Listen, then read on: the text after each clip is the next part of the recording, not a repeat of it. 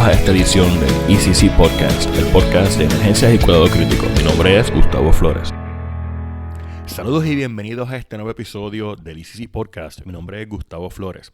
Y en esta ocasión vamos a hablar acerca de fluidos en sepsis y cómo entender la reanimación detallada o más fina del paciente que tiene signos de shock séptico y cómo entender cómo es que debemos decidir si este paciente necesita más fluido o necesita otras intervenciones. Esto es un tema sumamente importante, no solamente porque sepsis es la principal causa de muerte en todos los intensivos en el mundo entero, sino por el hecho de que hay mucha duda todavía de cuál debe ser la mejor forma, a pesar de que los estudios apuntan a varias cosas claras en este momento. Una, mucho fluido, lo que sea mucho fluido, hace daño, porque de alguna forma ese fluido encuentra su ruta hacia el intersticio y causa más edema, causa más días dependientes del ventilador, etc.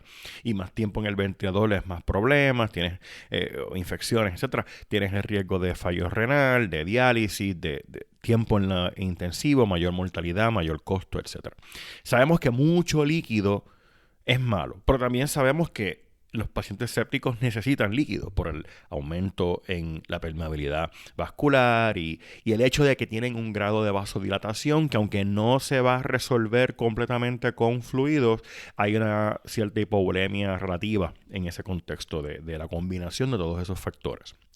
También sabemos que la respuesta de algunos pacientes varía, pero también la respuesta varía no porque sepsis sea diferente, sino porque se combina con otros problemas.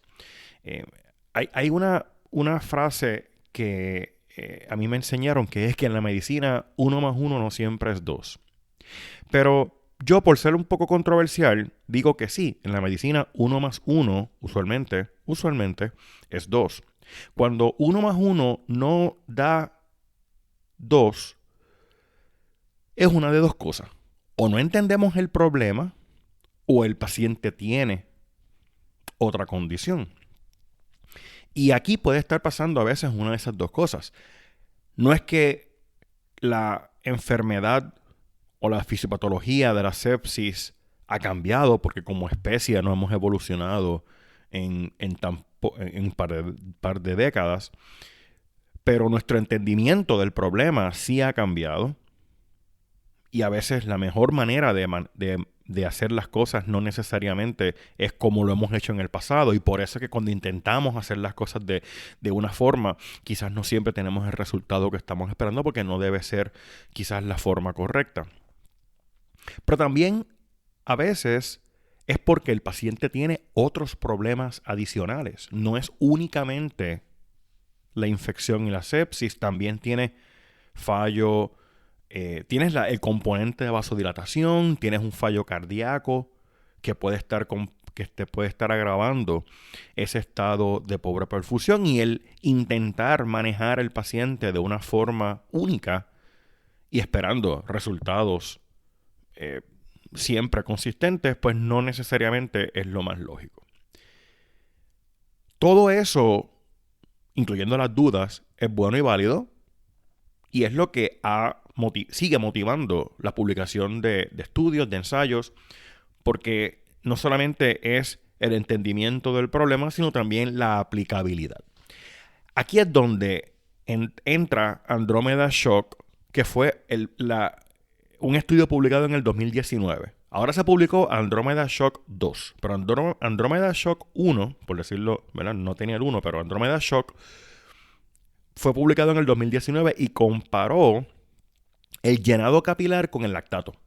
Y aunque ese estudio fue interrumpido temprano, y sí demostró una tendencia a menor mortalidad en el grupo que recibió, el que se utilizó, mejor dicho, el llenado capilar como guía para decidir si este paciente necesitaba otras intervenciones. La pregunta aquí necesariamente no es si necesita más líquido o vasopresores, sino el hecho de guiar el llenado capilar como marcador de perfusión, a diferencia, por ejemplo, del lactato como un indicador de que el paciente todavía no ha sido reanimado correctamente. Andromeda Shock 2 llevó esto mucho más allá, porque entonces comparó no solamente el uso de el cuidado estándar versus la reanimación sistemática basada en este llenado capilar. Y su algoritmo provee una guía, una referencia del proceso mental de cómo abordar este problema paso a paso. Que no es únicamente una sola intervención, sino cómo se pueden combinar varias intervenciones según la lógica clínica de lo que está pasando con el paciente. Un poquito en términos generales sobre el estudio, fueron 1.500 pacientes, la edad media fueron 66 años, fue hecho en 19 países, en 86 lugares en 19 países. Por lo tanto, fue un estudio, yo creo que bastante posiblemente representativo de diferentes poblaciones. Vamos entonces al algoritmo. El algoritmo, en las notas del episodio está el enlace al estudio en llama. Ahí pueden ver la imagen que ilustra el algoritmo. Y obviamente cuando estamos tratando de explicar una imagen usando un podcast, pues es un poquito difícil, pero lo que me interesa es no tanto que se memoricen el orden, sino la lógica detrás del orden. El proceso mental del análisis, la toma de decisión, qué acciones son las que hacen sentido o no. Pues comienzan con el llenado capilar. Y si el llenado capilar está normal, pues entonces sencillamente sigue monitorizando el paciente. O sea, estas condiciones evolucionan y lo que quizás en este momento no es un problema, 4, 6, 8 horas más tarde puede ser. Ahora, si en efecto hay un llenado capilar anormal, que es el grupo que estamos tratando de identificar, pregunta, ¿cómo está la presión de pulso? Si la presión de pulso está más de 40 milímetros de mercurio, eso sugiere un estado de vasodilatación. Entonces, si la diastólica está menor de 50, entonces a este paciente se le puede aumentar más la norepinefrina para lograr que la presión diastólica sobrepase los 50 milímetros de mercurio. Y si esto logra resolver el llenado capilar, pues entonces el paciente se sigue monitorizando.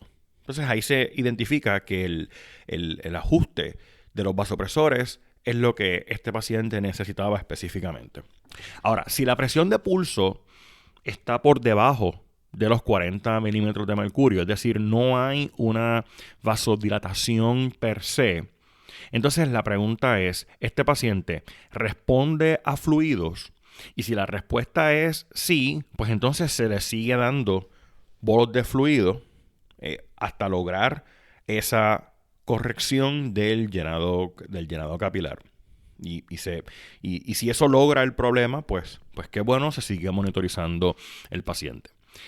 Ahora bien, si el paciente no responde a fluidos, y este es un punto bien importante en este algoritmo, ¿verdad? La decisión de que si el paciente va a responder a fluidos o no, como en otras ocasiones les he mencionado, se basa en pruebas dinámicas, no necesariamente en pruebas estáticas, como por ejemplo medir la presión. ¿Ves? La presión baja no es un indicador de que el paciente va a responder a fluidos. Eso es un parámetro estático, eso es un número en la pared.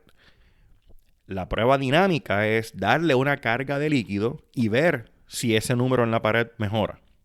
O elevarle las piernas al paciente y ver si ese número en la pared mejora. Eso es una prueba dinámica. Eso es una prueba que introduce un cambio o introduce una acción y lo que busca es ver un cambio. Ese es lo que la palabra dinámico implica, que es un cambio. Si ese paciente responde a cambios dinámicos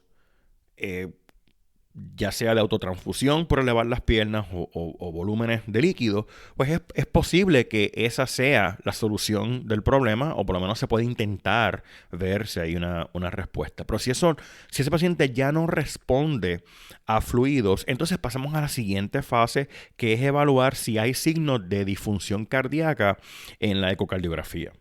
Y si lo hay, entonces esa ecocardiografía puede identificar cuál es la causa de la disfunción y se va al tratamiento específico de ese problema.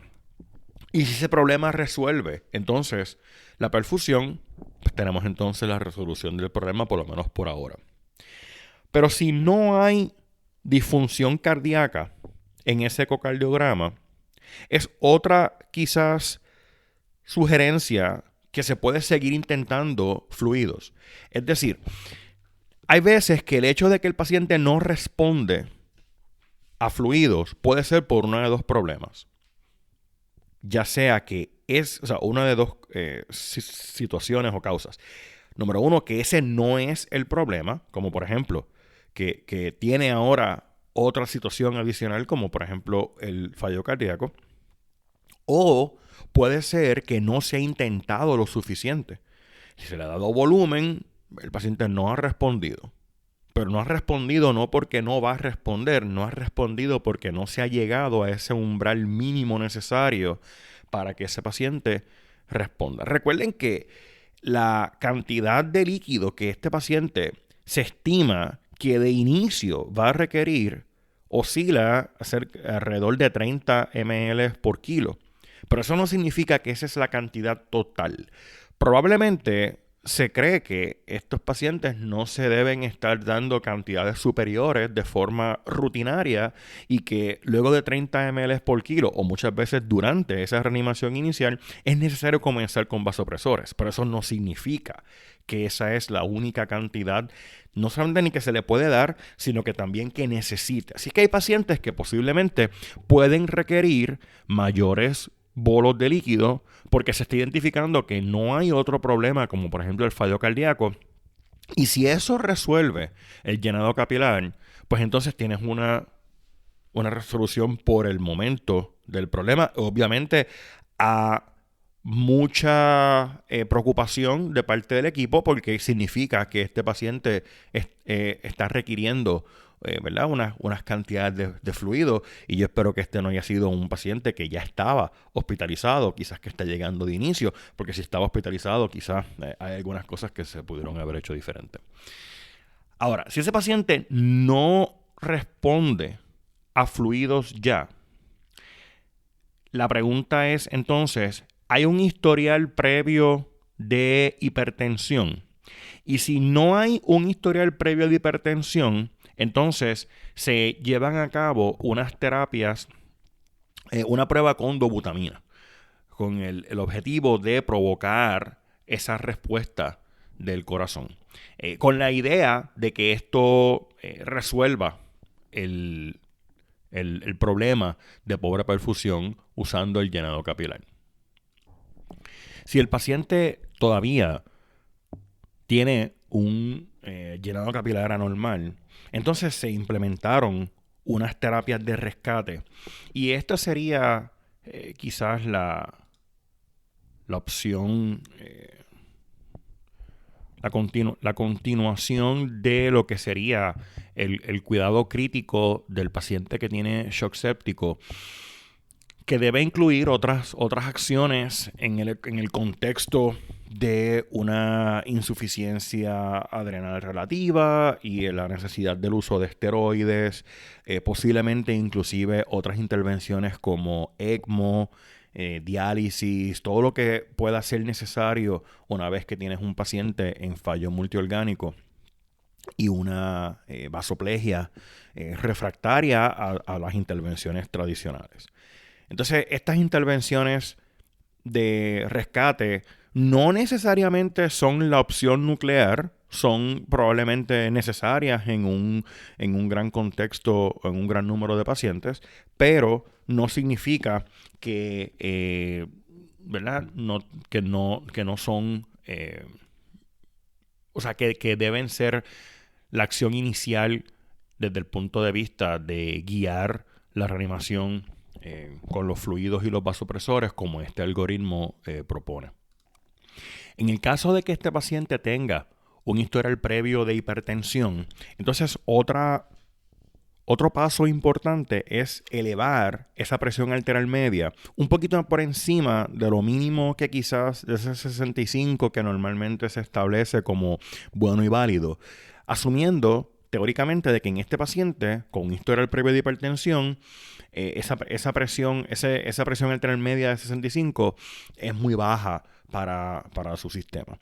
Entonces, aumentarla un poco pudiera ser beneficioso. Nuevamente, es una prueba y si lo resuelve, pues tienes aquí una resolución del problema, pero si no lo resuelve, entonces es otra razón para hacer la prueba de dobutamina con tratar de que el corazón aumente esa contractilidad.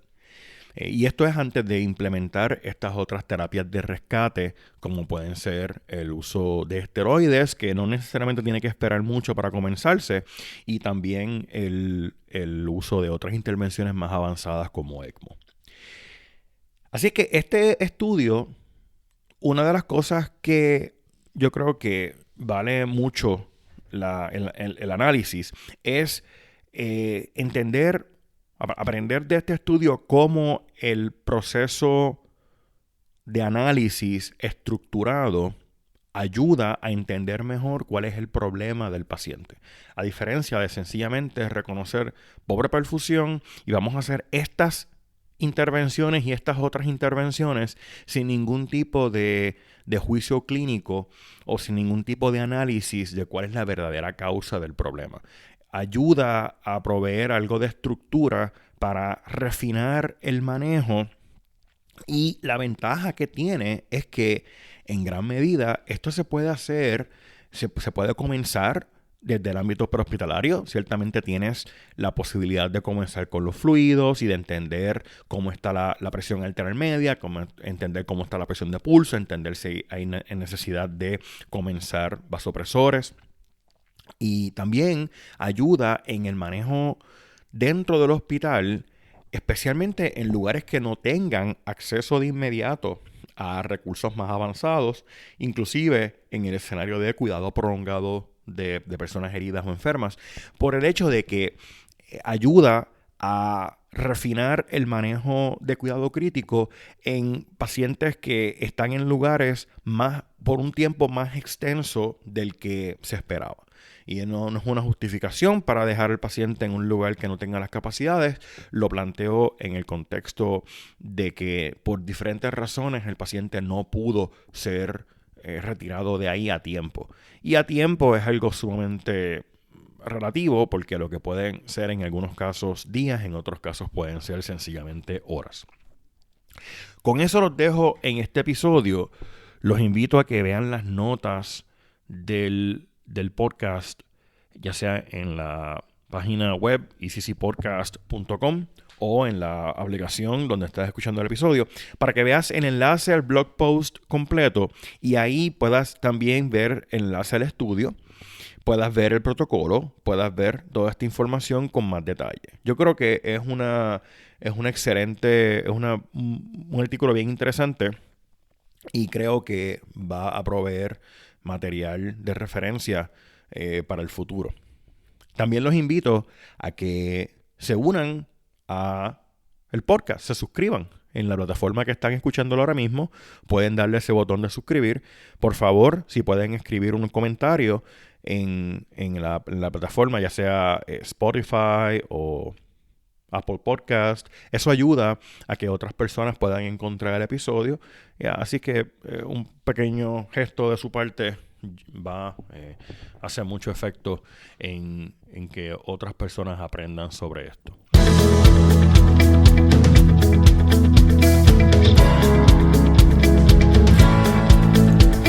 El ECC Podcast es una producción de Emergency and Critical Care Trainings. Visítenos en www.eccpodcast.com.